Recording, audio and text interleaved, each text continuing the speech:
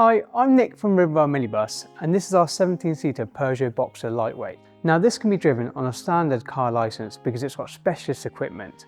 I'm going to show you how to safely deploy the ramp, remove the seats so you can safely onboard your wheelchair passenger and secure them safely.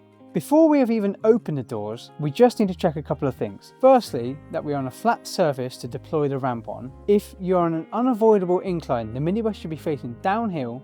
And secondly, is there enough space to deploy the ramp fully and then manoeuvre the wheelchair around the access of the ramp? Once we're happy, we're going to open all the doors as wide as possible. These catches here allow the doors to be fully opened and will stop them closing back onto you. To release the ramp, the first thing you need to do is unscrew the safety pin which we found at the base. Pull the ramp along till it clicks into place.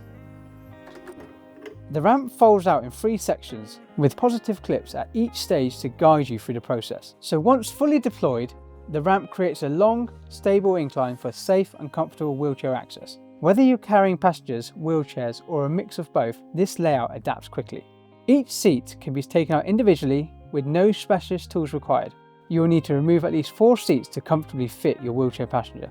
At the back of the vehicle, you'll find the high-level seat belt as well, so your passenger can have a high-level shoulder restraint for additional safety. When stowing the ramp, the process is just straightforward. Simply fold, slide and secure. It's important to make sure the ramp is fully pushed home to the pin switch. If you'd like to know more about availability and pricing, please get in touch.